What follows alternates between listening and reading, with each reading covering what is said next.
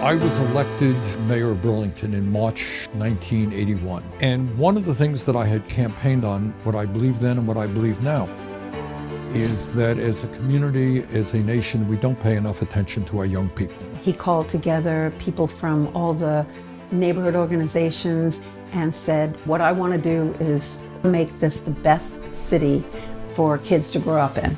And one of the first things that they talked about was having a voice in City Hall, having a youth office.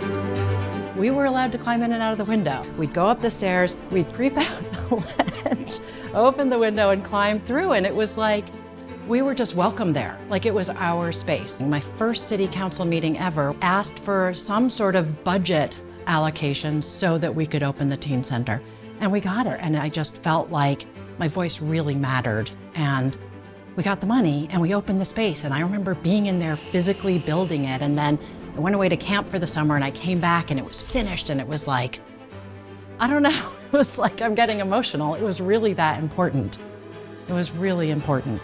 242 Main was so amazing. I feel like it was just a really great, safe space to hang out. This kind of place where a lot of kids who maybe didn't fit in their high school, their communities, whatever, we kind of built a community together there.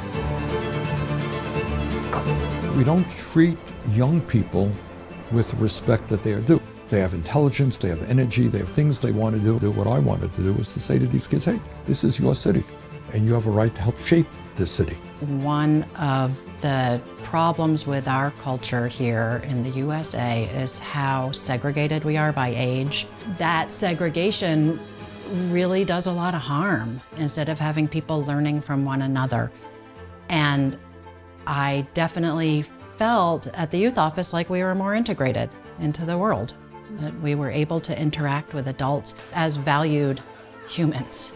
You know, there's no city department for punk rock, but there actually was. Like, there was a city department for punk rock under Bernie. It was called the Mayor's Youth Office. Everyone's story was kind of the same. Like, it changed their life. It opened new doors for them. It was the one place where they felt like they were really welcome and felt like they were at home there. We were very involved with all the steps along the way, from mapping the blueprints and where the counter was gonna go. What do you guys want on the menu? What kind of games do you want to have? There was this kind of baseline of like just punk club energy there, but there was also this total DIY, like you could do anything there. I mean, I think I like debated Governor Snelling there.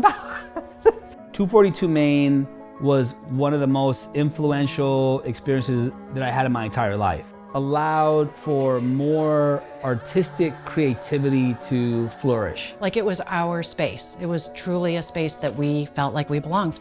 And I had no idea that that was different than any other place. I thought that a youth office was something that every city hall had. Even though we called it the teen center, like we knew that it was a space that was designated by adults for young people, it never felt like punch and cookies had been set out. Like, it always felt like an authentically cool place to be.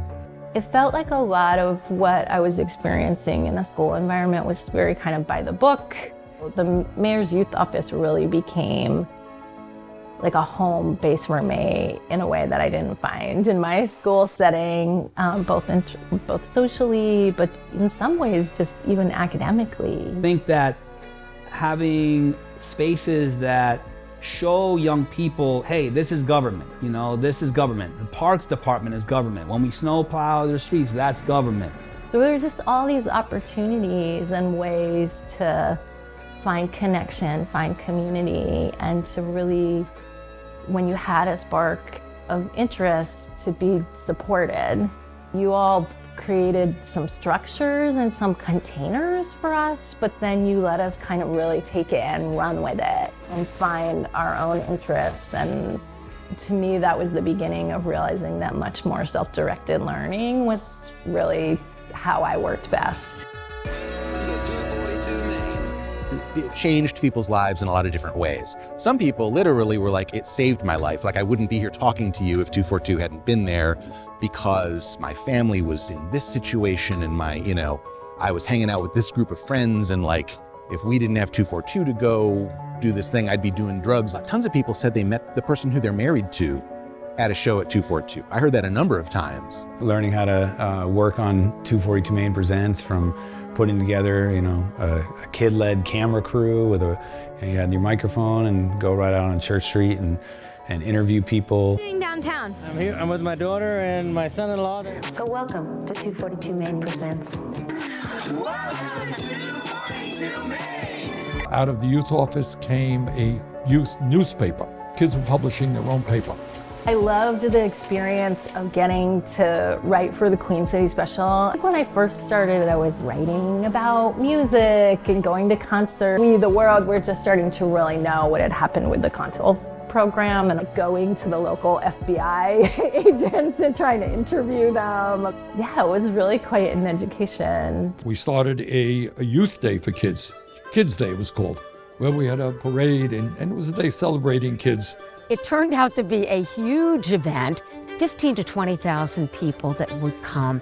It didn't take long for the business community to get on board and really feel like, all right, Jazz Fest, first night, Kids Day, let's do it all, because it created a more vibrant community. So the role of art and culture and young people, it's critical to American progress. And more importantly, it's the role of the artists, the truth tellers, to reflect back to us how we feel in this present moment. It's the responsibility of communities to support young people to tell us what's actually happening. A lot of the people that I was closest to at that time and have remained closest to have done really incredible community organizing. I think it's hard to be a bystander after you have that experience as you go through your life. So I hope that as many city halls as possible, as many mayors as possible, are able to create spaces to really be engaged in a way that values them starting at a young age, so that it's not like you are an adult and you're trying to figure out how to break through, but that you grow up feeling part of it and knowing your way in and out of the building, even if it's not through the window. But What kind of season you guys gonna have? Good. Awesome. Awesome season. You think you're gonna win? What democracy is about is people understanding that they have a right to control their society. But more than that, you are empowering people. And empowering people is transformation.